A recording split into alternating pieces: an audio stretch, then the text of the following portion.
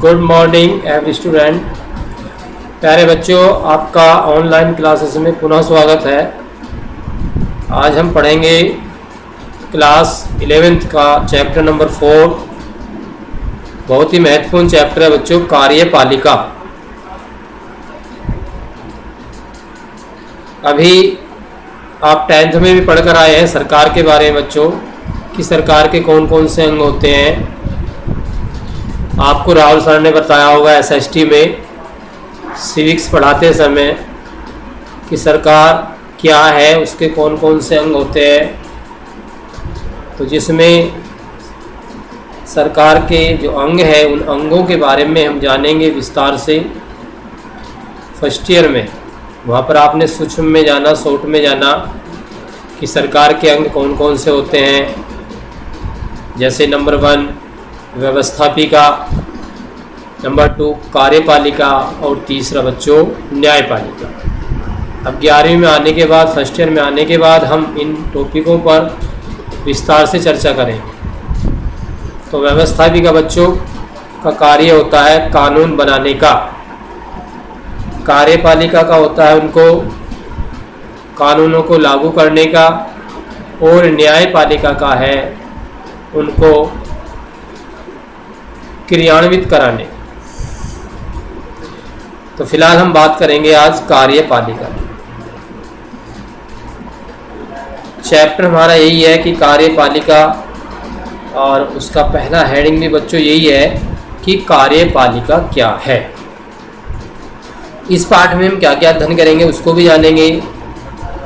निम्न बिंदुओं पर चर्चा करेंगे। पहला है कार्यपालिका क्या है, दूसरा जानेंगे विभिन्न प्रकार की कार्यपालिका, तीसरा पॉइंट जानेंगे भारत में संसदीय कार्यपालिका, नंबर 4 जानेंगे प्रधानमंत्री और मंत्रिपरिषद, और अंतिम 5वां पॉइंट जानेंगे बच्चों स्थायी कार्यपालिका या नौकरशाही।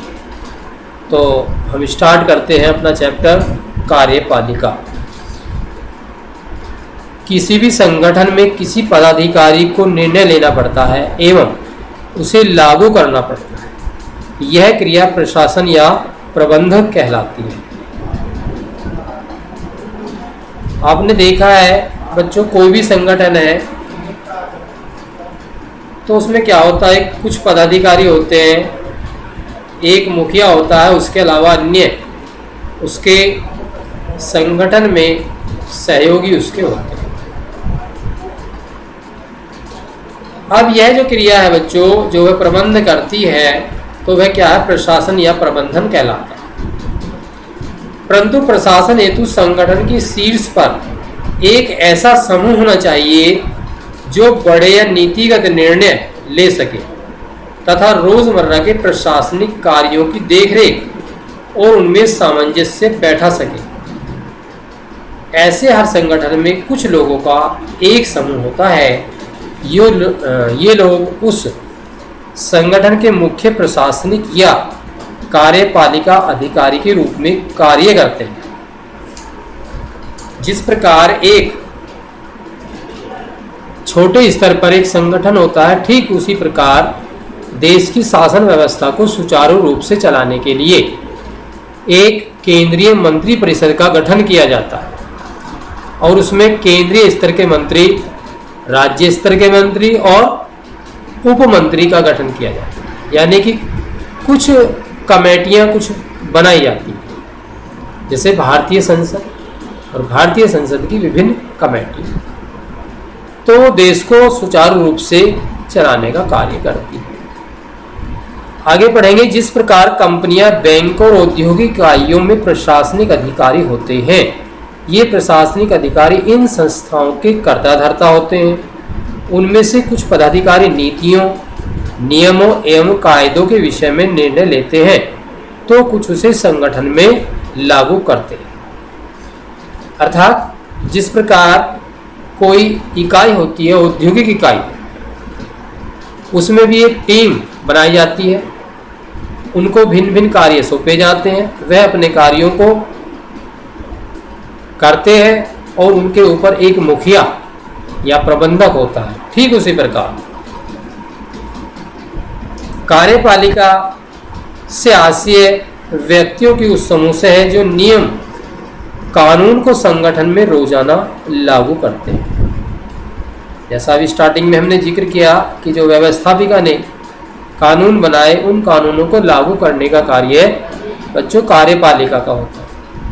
तो सरकार के विषय में भी एक संस्था नीतिगत निर्णय लेती है एवं नियम एवं कायदों के बारे में तय करती है, दूसरी उसे लागू करने का दायित्व निभाती है। तो हम अपने टॉपिक पर ही आ रहे हैं बच्चों। सरकार का वह अंग जो इन नियमों कायदों को लागू करता है तथा प्रशासन का कार्य करता है, कार्यपालिका कहलाता है। तो आपको स्पष्ट हो गया होगा, जैसे चैप्टर को स्टार्टिंग से पहले मैंने आपको बताया कि कार्यपालिका क्या है। तो स्पष्ट है कि वह अंग जो नियमों कायदों को लागू करता है तथा प्रशासन का कार्य करता है बच्चों, कार्यपालिका कहलाता है। ध्यान रखेंगे आप इसको परिभाषा के रूप में भी कि कार्यपालिका क्या है, तो आपको जानकारी उसकी होनी चाहिए कि कार्यपालिका क्या है। आगे है नए पैराग्राफ से, कार्यपालिका सरकार का वह अंग है जो विधायिका द्वारा, विधायिका अर्थात व्यवस्थापिका द्वारा, एक ही बात है, स्वीकृत नीतियों तथा कानूनों को लागू करने का दायित्व निभाता है। बार बार यही जिक्र हो रहा है जो मैंने आपको बताया कि कार्यपालिका विधायिका द्वारा बनाए गए नियमों को, कायदे को, कानूनों को लागू करने का कार्य करती है। तो कार्यपालिका साधारणतः नीति निर्माण में भाग लेती है। कार्यपालिका का औपचारिक नाम अलग अलग राज्यों में या भिन्न भिन्न देशों में बच्चों भिन्न भिन्न हो सकता है। कुछ देशों में राष्ट्रपति होता है तो कहीं चांसलर होता है। कार्यपालिका में केवल राष्ट्रपति, प्रधानमंत्री या मंत्री ही नहीं होते, वरन उसके अंदर उसका पूरा प्रशासनिक ढांचा, सिविल सेवा के सदस्य भी आते हैं, अर्थात जो सरकार को चलाने में सरकार की मदद करते हैं, उसके लिए कुछ संस्थाएं सरकार द्वारा गठित की जाती हैं, जैसे सिविल सेवा के सदस्य। तो वो भी सरकार को क्या करते हैं, उन नियम, उन कायदे कानूनों को लागू करने में सरकार की मदद करते हैं। इसके अलावा केंद्रीय मंत्रिमंडल तो है ही। सरकार के प्रधान तथा उनके मंत्रियों को राजनीतिक कार्यपालिका कहते हैं, अर्थात जैसा मैंने जिक्र किया कि अभी जो केंद्रीय मंत्री परिषद के सदस्य होते हैं वो कौन होते हैं, राजनीतिक कार्यपालिका होती है। इसके अलावा सरकार के प्रधान तथा मंत्रियों का जो ये समूह है वो एक राजनीति के बच्चों, लेकिन जो सिविल सेवा के सदस्य हैं वो राजनीतिक नहीं है, वो सरकारी सेवाओं में कार्यरत कर्मचारी एवं सरकार की नीतियों के जिम्मेदार होते हैं। परंतु जो लोग रोजमर्रा के प्रशासनिक तो जवाबदेह हैं उन्हें स्थायी कार्यपालिका कहते हैं, अर्थात जो नौकरशाही पेशे में है वो कार्यपालिका के स्थायी सदस्य होते हैं। क्योंकि जो राजनीतिक है बच्चों कार्यपालिका, वो समय समय पर परिवर्तित होती रहती है क्योंकि नई सरकार का गठन होता रहता है। पॉइंट नंबर 2 पर आएंगे, विभिन्न प्रकार की कार्यपालिका के बारे में जानेंगे। सभी देशों में एक तरह की कार्यपालिका नहीं होती। अमेरिका के राष्ट्रपति और इंग्लैंड की महारानी की शक्तियों में अंतर है। अमेरिका का राष्ट्रपति देश का वास्तविक प्रधान होता है, अर्थात वहां पर यहाँ अमेरिका में राष्ट्रपति जो है पावरफुल है। वहीं इंग्लैंड की महारानी केवल संवैधानिक प्रधान है, नाम मात्र की। परंतु अमेरिका के राष्ट्रपति की शक्तियां एवं कार्य भारत के राष्ट्रपति की शक्तियों से बिल्कुल अलग है या भिन्न है। भारत का राष्ट्रपति बच्चों आपको समझना है कि राष्ट्र का संवैधानिक प्रधान होता है, लेकिन नाम मात्र का संवैधानिक प्रधान राष्ट्रपति होता है। अमेरिका में क्या है बच्चों, अमेरिका में इसके विपरीत है। अमेरिका में जो है राष्ट्रपति के पास विस्तृत शक्तियां होती हैं, वह उनका उपभोग करता है, इसलिए उसको वहां का क्या कहा जाता है, वास्तविक प्रधान भी कहा जाता है।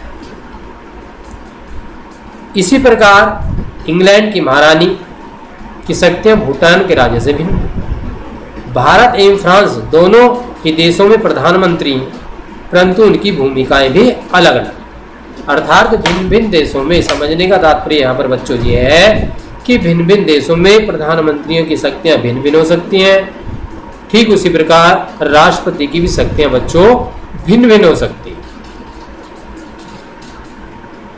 अमेरिका में अध्यक्षात्मक व्यवस्था है एवं कार्यकारी शक्तियां राष्ट्रपति के पास है। कनाडा में संसदीय लोकतंत्र है और संवैधानिक राजतंत्र है। एक चुना हुआ राजा राजतंत्र। पहले प्राचीन काल में बच्चों राजा होता था वंशानुगत, अर्थात जिसको पहले से ही परिवार में, यानी कि पिता उनके राजा है तो बेटा भी राजा बनेगा, सबसे बड़ा पुत्र, उसके बाद उसकी पीढ़ी दर पीढ़ी चलता रहता था। लेकिन लोकतंत्रात्मक व्यवस्था में ऐसा नहीं है। यदि कहीं पर राजतंत्र भी है तो वह संवैधानिक है, जनता उसको चुने। जिसकी महारानी एलिजाबेथ द्वितीय द्वारा राज्य की प्रधान एवं प्रधानमंत्री सरकार का प्रधान है। फ्रांस में राष्ट्रपति और प्रधानमंत्री अर्ध अध्यक्षात्मक व्यवस्था के हिस्से हैं। राष्ट्रपति प्रधानमंत्री एवं अन्य मंत्रियों की नियुक्ति करता है पर उन्हें पद से हटा नहीं सकता। अलग अलग व्यवस्था है। वहां पर राष्ट्रपति प्रधानमंत्री की नियुक्ति करता है, अन्य मंत्रियों की नियुक्ति करता है, लेकिन उन्हें हटा नहीं सकता क्योंकि वे संसद के प्रति जवाबदेही होते हैं। जबकि जापान में क्या है बच्चों व्यवस्था? संसदीय व्यवस्था है। इसमें राजा देश का एवं प्रधानमंत्री सरकार का प्रधान होता है। इटली की अलग व्यवस्था है। इटली में संसदीय व्यवस्था है जिसमें राष्ट्रपति देश का प्रधानमंत्री एवं सरकार का प्रधान होता है। रूस में बच्चों अर्ध अध्यक्षात्मक व्यवस्था है। वहाँ पर व्यवस्था कैसी है? राष्ट्रपति देश का प्रधान होता है और उसके द्वारा नियुक्त प्रधानमंत्री को नियुक्त किया जाता है, अर्थात वहाँ पर संसदीय व्यवस्था। जर्मनी में संसदीय व्यवस्था है जिसमें देश में जो है राष्ट्रपति नाम मात्र का मुखिया होता है और कुछ देशों में बच्चों चांसलर सरकार का प्रधान होता है। तो अध्यक्षात्मक व्यवस्था में राष्ट्रपति राज्य एवं सरकार दोनों का ही प्रधान होता है। भिन्न भिन्न देशों में जैसे अमेरिका, ब्राजील, लैटिन अमेरिका आदि देशों में जो है राष्ट्रपति का जो पद है बच्चों वो महत्वपूर्ण और शक्तिशाली पाया जाता है। अमेरिका का राष्ट्रपति दुनिया का सर्वाधिक शक्तिशाली राष्ट्राध्यक्ष भी माना जाता है क्योंकि उसके पास अधिक शक्तियां हैं। संसदीय व्यवस्था में प्रधानमंत्री सरकार का प्रधान होता है। जैसे बच्चों हमारे यहाँ पर प्रधानमंत्री भी है और राष्ट्रपति भी। ब्रिटेन और भारत का प्रधानमंत्री सरकार का प्रधान होता है, लेकिन पावर जो है भारत में बच्चों संसदीय प्रणाली के तहत जो है वास्तविक सत्ता जो है प्रधानमंत्री के हाथ में होती है, जबकि राष्ट्रपति नाम मात्र का प्रधान हमारे यहाँ पर होता है। एक बच्चों टेबल दी गई है, उसके माध्यम से आप समझने का प्रयास करेंगे संसदीय व्यवस्था की मुख्य बातें क्या है। सरकार के प्रमुख को आमतौर पर प्रधानमंत्री कहा जाता है, अर्थात जो गवर्नमेंट है, जो सरकार है, वहाँ पर संसदीय व्यवस्था होती है। कार्यपालिका में एक संसद होगी, उसका मुखिया कौन होगा? प्रधानमंत्री होगा सरकार का, जैसे भारतवर्ष में। और वह विधायिका में बहुमत दल का नेता होगा, जैसे भारतवर्ष में है कि जो प्रधानमंत्री होता है वह बहुमत दल का नेता होता है। उसको जो है चुनाव के समय सबसे अधिक सीटें प्राप्त हुई हैं उस पार्टी का जो मुखिया है वो प्रधानमंत्री है और वह अपने दल का नेता होता है। वह विधायिका के प्रति जवाबदेही यानी कि उत्तरदायी भी होता है बच्चों। देश का प्रमुख इनमें से कोई भी हो सकता है। आगे है अर्ध अध्यक्षात्मक व्यवस्था। कुछ देशों में ये भी पाई जाती है। राष्ट्रपति वहाँ पर बच्चों देश का प्रमुख होता है। दूसरा उसी क्रम में प्रधानमंत्री सरकार का प्रमुख होता है। इसी क्रम में तीसरा है प्रधानमंत्री उसका मंत्रिपरिषद विधायिका के प्रति उत्तरदायी होता है। अर्थात यह व्यवस्था जो है न तो संसदीय पूरी तरह से, न अध्यक्षात्मक व्यवस्था है, अर्थात न तो पूरी शक्ति राष्ट्रपति के पास ही है, न पूरी शक्ति प्रधानमंत्री के पास ही है, अर्थात बीच की व्यवस्था को अपनाया गया है। तीसरा है अध्यक्षात्मक व्यवस्था। यहाँ पर प्रमुख जो है बच्चों राष्ट्रपति होता है। देश का मुखिया बागडोर राष्ट्रपति के हाथ में होती है, वह सरकार का प्रमुख होता है। राष्ट्रपति का चुनाव पर साधारण प्रत्यक्ष मतदान से होता है। यहाँ की विशेषता यह है कि यहाँ पर राष्ट्रपति का जो चुनाव है बच्चों सीधे जनता द्वारा किया जाता है, जबकि संसदीय व्यवस्था में हम जैसे हमारे देश में भारतवर्ष में राष्ट्रपति का चुनाव हम डायरेक्ट नहीं करते, बल्कि जो हमारे प्रतिनिधि हैं जिनको हमने चुनकर भेजा है वो प्रतिनिधि उसका चुनाव करते हैं राष्ट्रपति। अब संसदीय व्यवस्थाओं में एक राष्ट्रपति या राजा होता है जो देश का औपचारिक या नाम मात्र का प्रधान होता है। जैसे बार बार हम जिक्र कर रहे हैं कि भारतवर्ष में ऐसी व्यवस्था है। इस व्यवस्था में राष्ट्रपति या राजा की मुख्य भूमिका मुख्य रूप से अलंकारिक होता है, जबकि प्रधानमंत्री और मंत्रिमंडल के पास वास्तविक शक्ति होती है। अर्थात जो संसदीय शासन प्रणाली है उसकी जो वास्तविक शक्ति है बच्चों वो प्रधानमंत्री और उसकी मंत्री परिषद में होती है। जैसे भारतवर्ष में कि यहाँ पर जो वास्तविक शक्ति है प्रधानमंत्री और उसकी मंत्रिमंडल में है, वहाँ हमारे यहाँ पर भारतवर्ष में राष्ट्रपति केवल नाम मात्र का प्रधान है। उसको जो संसद द्वारा कोई भी कानून पास होने के लिए जाता है उस पर वह अपनी स्टैंप या मोहर लगाता है। अधिकांश संसदीय व्यवस्था में प्रधानमंत्री ही शक्तिशाली है। यदि वह योग्य होता है तो वह केंद्र का केंद्र बिंदु भी होता है और उसको उसके चारों ओर घूमना पड़ता है। अर्थात इसको इस प्रकार से समझेंगे बच्चों, जैसे सूर्य इस ब्रह्मांड में है, उसके चारों तरफ अन्य ग्रह है और वह सूर्य उनका प्रधान है, मुखिया है। ठीक उसी प्रकार केंद्रीय व्यवस्था में प्रधानमंत्री जो है बच्चों उस मंत्रिमंडल का केंद्र बिंदु होता है, उनका मुखिया होता है, वह उनके सूर्य के समान होता है। जर्मनी, इटली, जापान, इंग्लैंड, पुर्तगाल इत्यादि देशों में भी यही व्यवस्था है। अर्ध अध्यक्षात्मक व्यवस्था में राष्ट्रपति और प्रधानमंत्री बच्चों दोनों होते हैं, परंतु संसदीय व्यवस्था में राष्ट्रपति को रोजमर्रा के कामों के संपादन में महत्वपूर्ण शक्तियां प्राप्त हो सकती हैं। ऐसा भी नहीं कहा जा सकता कि वह पूरी तरह से रबड़ है, स्टैंप है, मोहर है, शक्तियां उसके भी पास हैं, लेकिन वास्तविक शक्ति प्रधानमंत्री के पास ही। आगे जानेंगे भारत में संसदीय कार्यपालिका। जब भारत का संविधान लिखा जा रहा था उस समय 1919 एवं 1935 1919 एवं 1935 के अधिनियम के अंतर्गत ऐसी व्यवस्था की गई है कि कार्यपालिका को जनप्रतिनिधियों के द्वारा प्रभावपूर्ण तरीके से नियंत्रित किया जा सकता है। अर्थात जो प्रधानमंत्री है और जो मंत्रिमंडल है उस सब का चुनाव किसके द्वारा किया जाता है? जनता के द्वारा किया जाता है। अर्थात एक चुनाव प्रणाली के माध्यम से उनका चुनाव किया जाता है। भारत का संविधान पर प्रभाव बच्चों 1935 के अधिनियम का सबसे अधिक है।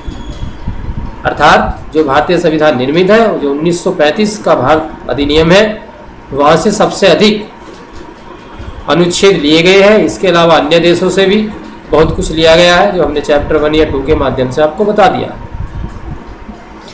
तो संविधान निर्माताओं ने वंचित वर्ग के उत्थान की भावना रखते हैं। अर्थात भारतीय संविधान एक लोक कल्याणकारी राज्य की स्थापना करता है। अब संसदीय व्यवस्था के विकल्प के रूप में दूसरा विकल्प हो सकता है अध्यक्षात्मक सरकार का।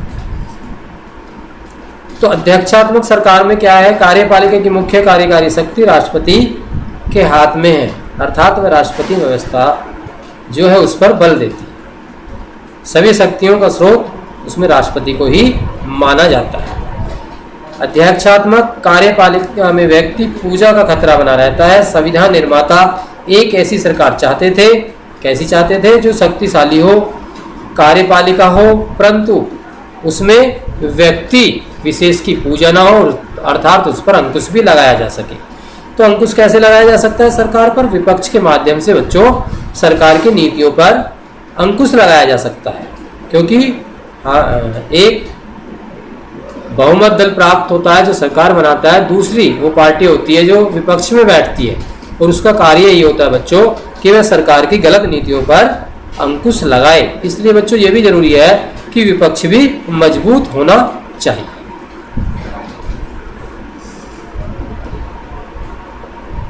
तो इस व्यवस्था के अंतर्गत क्या किया गया? भारत में राष्ट्रपति को औपचारिक प्रधान बनाया गया। प्रधानमंत्री और मंत्री परिषद राष्ट्रीय स्तर पर सरकार चलाते हैं। तो ये सरकार जो है प्रधानमंत्री और मंत्री परिषद राष्ट्रीय स्तर पर, अर्थात एक केंद्रीय स्तर की सरकार होती है बच्चों, दूसरी होती है राज्य स्तर की सरकारें। तो केंद्रीय स्तर की सरकार प्रधानमंत्री, मंत्री परिषद और जो राष्ट्रपति हैं वहां की व्यवस्था को संचालित करती है। अर्थात जो केंद्रीय व्यवस्था है वहां का संचालन राष्ट्रपति प्रधानमंत्री के हाथ में, और राज्य की जो सरकारें राज्य स्तर पर वो उसके प्रमुख कौन कौन है? राज्यपाल, मुख्यमंत्री, मंत्री परिषद, इन सब से मिलकर वहां की कार्यपालिका बनती है। प्रत्येक राज्य स्तर पर मुख्यमंत्री, मंत्री परिषद और राज्यपाल उसके प्रमुख अंग हैं, जिससे कार्यपालिका का निर्माण राज्य स्तर पर होता है। भारत के संविधान में औपचारिक रूप से कार्यपालिका शक्तियां राष्ट्रपति में निहित है। राष्ट्रपति प्रधानमंत्री के नेतृत्व में बनी मंत्री परिषद के माध्यम से इन शक्तियों का प्रयोग करता है। और राष्ट्रपति का चुनाव बच्चों कितने वर्ष के लिए किया जाता है? 5 वर्ष के लिए उसका चुनाव किया जाता है। भारत में राष्ट्रपति का चुनाव सीधे जनता द्वारा नहीं होता, बल्कि एक निर्वाचक मंडल द्वारा उसका चयन या चुनाव किया जाता है। और निर्वाचित मंडल कौन होते हैं? संसद जो है उसके विधायक और सांसद उसको मिलकर करते हैं। कैसे होता है? समानुपातिक प्रतिनिधित्व प्रणाली के आधार पर राष्ट्रपति का चुनाव भारतवर्ष में होता है।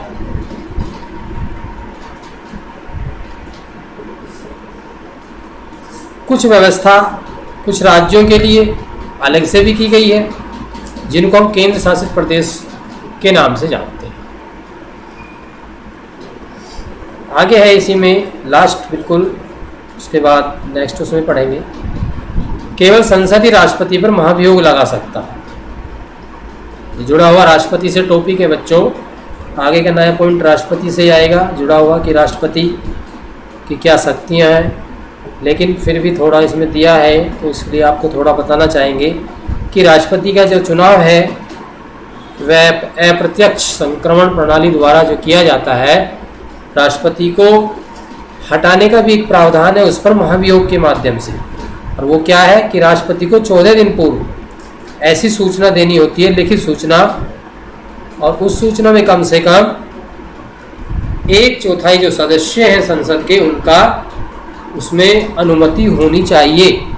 वह उनसे 2/3 बहुमत से वह पारित भी होना चाहिए, तभी उस राष्ट्रपति पर महाभियोग लगाया जा सकता है। तो नेक्स्ट उसमें विस्तार से हम राष्ट्रपति के बारे में ही पढ़ेंगे।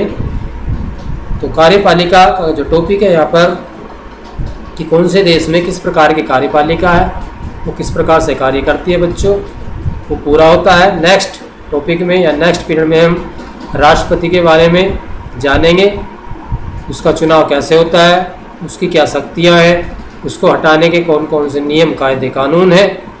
तो आज का ये आपका जो टॉपिक है समाप्त होता है। धन्यवाद।